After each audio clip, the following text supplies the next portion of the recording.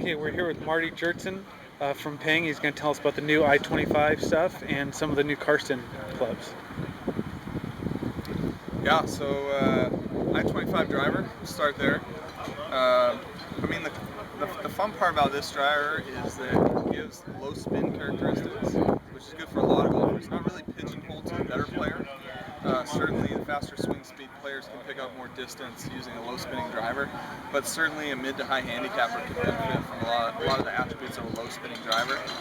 But what makes this driver unique is the way that we get the low spin. So instead of getting low spin by moving the CG high forward, we're getting the spin by moving the CG extremely low back.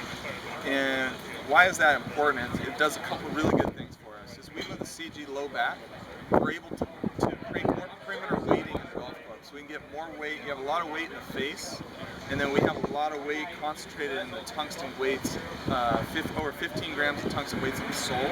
So you get a lot of perimeter weighting front back.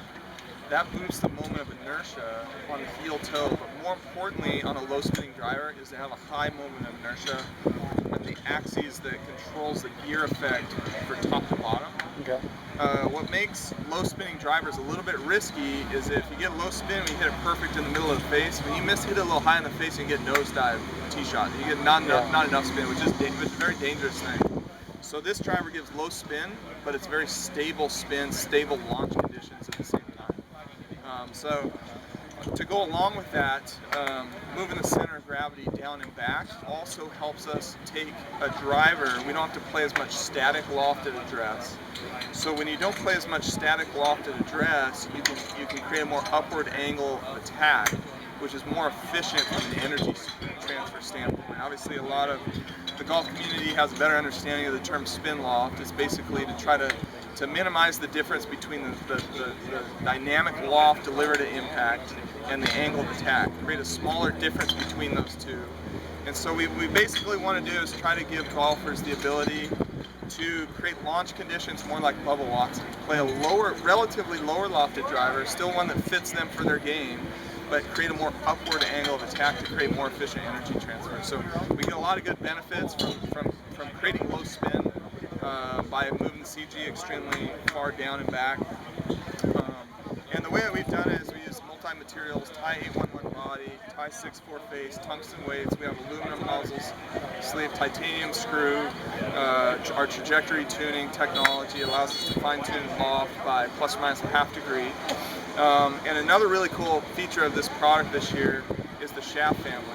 And so in the modern era of adjustability, one of the big negatives of swapping out different shafts is that can change your swing weight. You can take a driver that's normally D2 and put a heavier, different shaft in it, and the swing weight can go up to D9 or E0, and you hit it way to the right, you're like, that shaft's not for me. Well, it's more because the swing weight went kind of off the charts.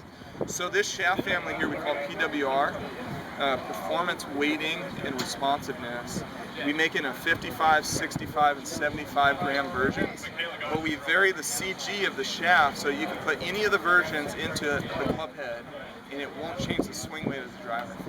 And so we're solving a problem that's kind of been detrimental to some golfers out there when they're trying to swap out and switch out different shafts in adjustability. So bring a ton of performance, high launch, low spin, really stable launch conditions, a shaft family that allows you to get fit very accurately, and lastly we have the racing stripe technology which we brought to the crown. So drivers and fairways, these beautiful freeform shapes. We've never really had a good way to give a golfer a visual indication on exactly their face alignment.